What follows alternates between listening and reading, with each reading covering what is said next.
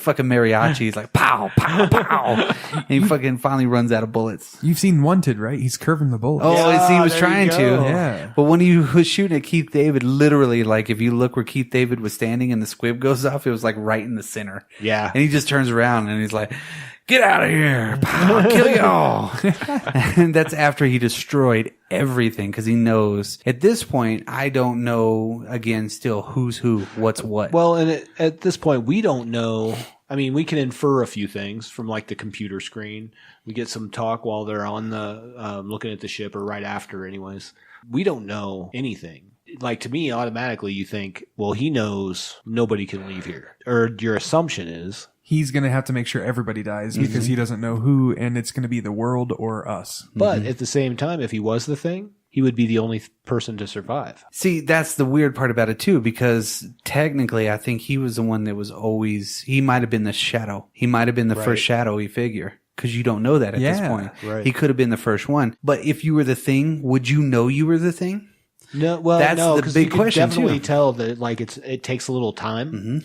But the other side of that too, wasn't he the one dealing with all the body parts and all that? Yeah, he was so always he could around have it. easily been contaminated that way. I always thought Either whenever way. he was sucking on his, like, he was putting the eraser in his Yeah, mouth. I'm like, maybe he got infected then. yeah, why But are then you I touching this and then putting that in your mouth, doctor? Yeah, but then maybe he was the first one to really get turned into the thing, because they found the clothes at one point. They're all eaten up and everything, but there's no name tag in it. There's another ambiguous, weird. Who is it? You know what I mean?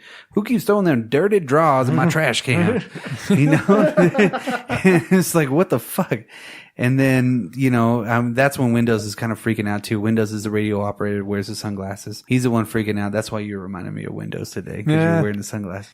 And, you know, of course, they kind of do that foreshadowing bit of it at the very beginning whenever they're trying to reach somebody. He's like, we're 2,000 miles away from anything, and I'm not getting shit on this thing. He's like, well, you got to do something. Dude, he's the stereotypical person in those movies too, where you're just like, I ain't getting shit. I've been trying to do this all day, blah, blah, blah. You think you can blah, blah. So I've been doing this and you think blah, blah. I've been trying my hardest, blah, blah. And there ain't nothing you can do to speed this up. And like every scene, he has that same tempo and that same like aggression. Yeah, he's a very slow animated down. character. Yeah. He's a very good animated character on it. Even whenever he's kind of hiding from Blair Harris, he's destroying everything. Everything, just knocking everything. Even the axe part looks so totally real. Most of the stuff was so real anyway. Right. Because he asked Home Dude to get a table from the room, and he picks like a table that's like made out of cardboard, because he throws the axe through it basically, and it's backwards, and you could just, I mean, it looks like he was really striking at this shit. Like there was no other option to do it. And you better watch out. So like most of this stuff, I mean, even with some of the dynamite that they used, it was all real. The flares were real. A lot of this stuff was real. That was the only way to make it look real, was to use the real stuff. It was crazy. Well, when they weren't on location filming, didn't he like refrigerate? They were on a set. Yeah. On the set, like completely refrigerate, so they'd have the breath and all that as well. Yeah. They give the same feeling. It was like 90 degrees outside, or 110 degrees outside, and 35 degrees inside. Yeah, they refrigerated a whole set like that. Imagine that. That's actually impressive. Yeah, that's the movie studio system right there. That's awesome. You can actually turn anything inside of a big giant warehouse into whatever you want it to be. That's right. Which is pretty cool. Universal, one of the coolest like studio lots, but every lot does that anyway. So then we get into, I think it was more impressive because it was like 1982. Yeah, that's what I'm saying. Yeah. They had to use practical effects because there was no other option. Right. And I appreciate that because they hold up a lot better than a lot of the graphics that you see nowadays. Avatar what? Yeah, Yeah, exactly. fuck that, Everybody was like, Avatar, it's the best graphics ever. And now you look at it and you're like, actually. I think we may have talked about that before on this podcast, Yeah. but it's worth saying again. Yeah. Looks like shit. Yeah, it has not held up well. And I don't think it ever will. Sorry, James Cameron. He's got enough. We need a side of James Cameronian rings. Oh my God. Oh my God. Thank you, Dad. So at this point, you're still kind of, shit's going down big time. That claustrophobia and that feeling of, I don't know what the fuck's happening, is getting to everybody again, because they haven't slept. How long have they been awake at this point? Like 2 days? It's been a long time. And that's, McCready does the little tape recorder bit where he's kind of sitting there and he's like, this is RJ McCready, See ya. While he's drinking, he's like, his sleep's starting to set in. And the one doctor says, we need to start eating. We don't need to trust anybody. We need to start eating whatever. You know what I mean? That kind of comes up a little bit later. But I mean, he's eat out of cans. We're going to have to ration everything out. We got to figure this out. At this point, too, I don't know why they really didn't start pairing up more. Right. You know, or being in a group of 3. Right. If you were in a group of 3, because they were still leaving people alone. Yeah. Well, didn't make sense. It's like that, you know, that horror movie logic. Yeah. Yeah. It sets you up for all the other, the big stuff like that. Somebody's got to be alone so they can get ticket.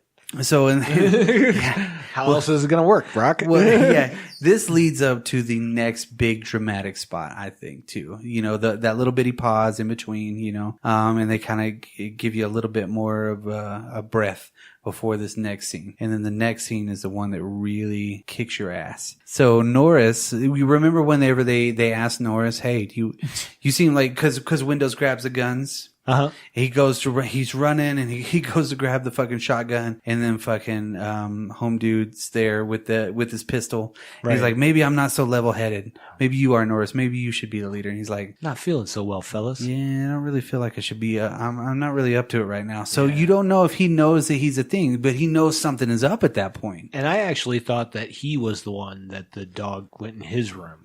That was my thought. See, I don't know whenever he got infected too. That's kind of a weird deal. Right. You know, because Bennings, like, I mean, cause you thought Bennings, the guy that had the little cut or that got shot when he was getting taken over by the thing in the room when Windows found him. Right. You're like, then I thought, well, it wasn't him that was in the room. Cause if it was him or if it was him that got bit by the dog or something like that, he would have already known. But no, he was getting absorbed at that point. Right. Yeah. So, you know, that's, again, it's leading up to Norris having that fake heart attack. Norris is like, I don't think I'm up to it. And then all of a sudden, shit starts to go down a little bit more, you know? Right. And then they're going in there because they think he's having a heart attack. And he goes in with the fucking paddles. Oh my God. The Norris thing was one of the scariest fucking things in the world. When you look at it closely, whenever it takes the dude's arms off, right? Right. Yeah, I paused that scene too. And I'm wondering too, with a lot of these actors, because at one point, Kurt Russell looks like he's sick. Whenever he's talking about after they come back from the ship, he's pale in the face. Right. Like, it's weird. He's pale in the face. His color is really good on his arms and his everything else, but his face is really, really pale. I don't know if it's makeup or not. But then you look at Palmer in that scene too. He's got color in his face and everything. But even Kurt Russell sounds a little sick at that point too. Then, whenever you pause that Norris scene, right after he gets his arms bitten off, you look at Palmer in that scene. He's got a white face too. Really? Which is kind of weird. He looks really tired, looks really sick. Maybe they had some sickness that went around. And maybe it was just weird lighting or something like that. But whenever he takes his fucking arms off, which was one of the greatest practical effects I think I've ever seen, because they actually use an amputee. Right. If you look really close, you could see the mask that they had on the amputee that they were using. It's coming out of the actual, it doesn't look right. Right. Because he's looking to the side and he's yelling, but it just doesn't look right. You can't really tell unless you're really looking for it. You know, just like pausing and seeing if somebody looks sick, you know? That's that thing when it pops out of his stomach and goes onto the ceiling, you can see little legs looking. Yeah. And it's just fucking crazy. And then they burn it. Of course they do. And they I mean, that's the only way to fucking kill this motherfucker. As far as they know, right? They burn everything. And and that's after they had gone outside and they burned, you know, the Bennings one. They burned everything kind of all together. Even the Bennings one was so fucking freaky, but it was like a really small lead up. I was like, that's not Bennings. And he's got the arm and he just looks at him and he does that, oh. Yeah. He fucking just throws the shit on him and burns him. Yep. Like, god damn. Did you guys notice the angels in the background? Yeah. Yeah. They were ascending for him. Yeah. And I mean, that monster is so scary, even because it was the chompy stomach. Right. Kind of a thing. It was fucking crazy. And then the dude pops up and lands on the ceiling. Then the head splits off. They don't see that shit. It grows the fucking eyeballs and shit.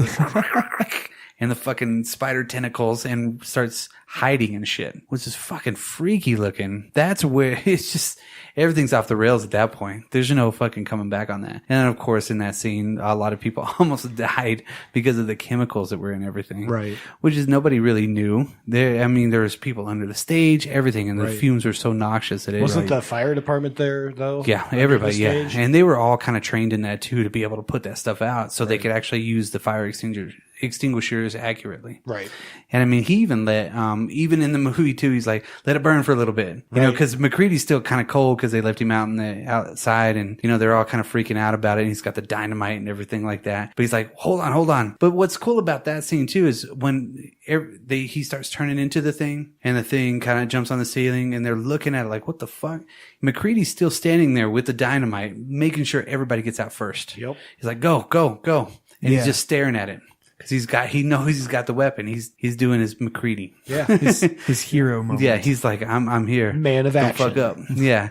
And then he fucking burns that shit. And then whenever that spider thing is trying to escape and Palmer looks back and like, you gotta be fucking kidding me. That's just so real. That was a pretty cool scene, I must say. Oh my God.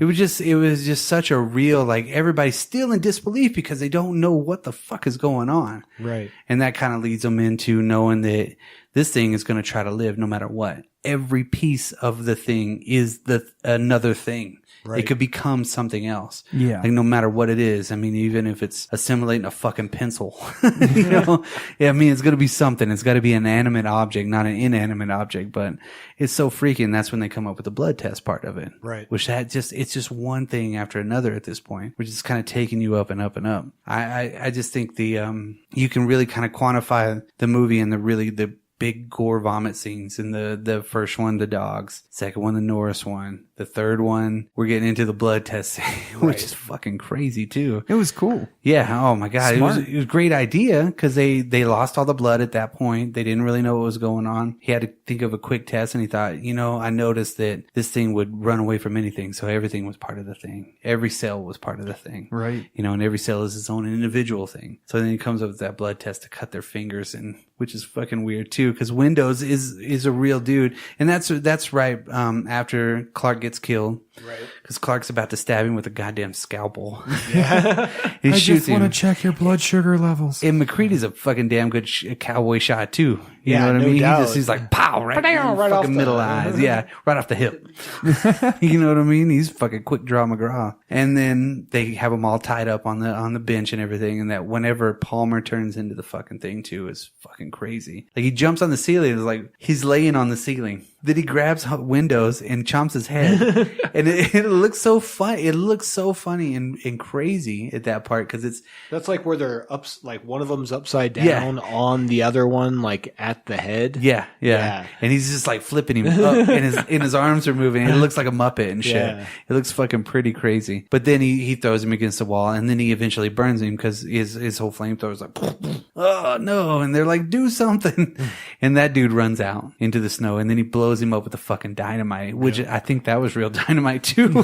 The stuntman that threw it, when you look closely, because it's stuntman's no more. No, it's a good cut because after that dynamite goes off, you see the stuntman he's like leaning up against the wall, like what the fuck, and looking back, like holy shit. They probably told him it was going to be fake. Oh, they didn't know how big of a jump charge it was going to be, but it was like fucking a massive explosion. So it explodes that deal, and that was a pretty big scene too, because that dude held his breath for like how long? A long in time. that suit. Oh, absolutely. That guy held his breath. Well, the whole scene. Yeah, almost like a record. Yeah. As soon as he got burned inside, then he goes outside. I mean, it was just literally like, because you can't breathe in whenever you got all that flame. Right. You know, and then they had to put him out, take the stuff off, and he still got his breath held. Yeah.